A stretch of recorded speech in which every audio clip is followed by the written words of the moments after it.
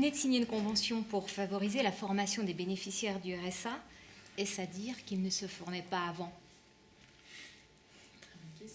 Excellente question. C'est pour moi.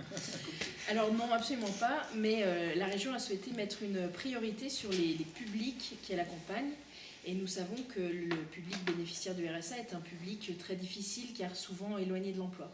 Donc on a souhaité vraiment mettre en place une procédure de droit en plus pour ces publics afin qu'ils soient le mieux accompagnés possible pour pouvoir accéder à l'emploi, ce qui n'est pas facile pour eux par rapport à d'autres publics qui sont plus privilégiés sur ce sujet.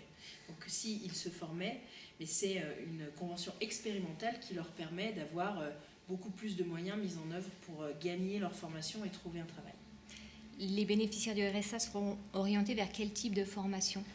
Alors ils seront orientés vers les formations sur des métiers en tension, par bassin, par département. Donc dans le département de l'Ain, vous aurez de la plasturgie, vous aurez aussi de la métallurgie, des métiers pour lesquels on a un emploi parce qu'on s'engage dans cette convention pour les droits en plus à assurer un emploi aux bénéficiaires qui seront volontaires sur cette convention, comme on les oblige à avoir des devoirs en plus qui est le suivi de la formation et d'accepter le travail qui leur est proposé.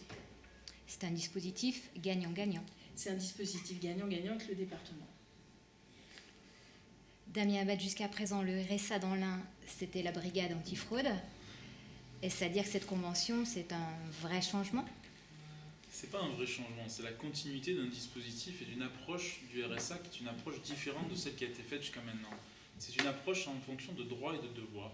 C'est qu'on veut passer d'une logique de l'assistanat à une logique du social par le travail, à une logique de la vraie solidarité.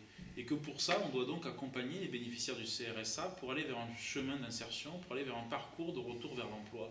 Et cette convention qu'on signe avec la région, avec Stéphanie aujourd'hui, c'est une convention essentielle de partenariat entre la région qui a la compétence formation et le département qui a la compétence en matière de gestion du public des RSA.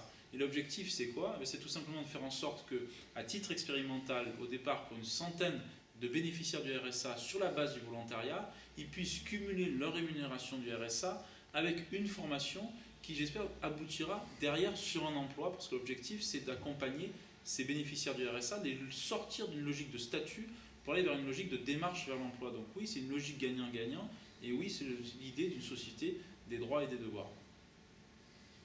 D'autant plus qu'il y avait déjà des organismes d'insertion au département qui s'occupaient de faire des formations, d'assister les bénéficiaires du RSA. Et là, c'est vraiment un plus pour tous les bénéficiaires avec un public ciblé et surtout sur des métiers en tension qui amèneront forcément sur des emplois pérennes. Enfin, on l'espère, c'est pour ça qu'on le fait. Et je pense que c'est une très bonne initiative que cette convention qui a été signée entre la région et le département.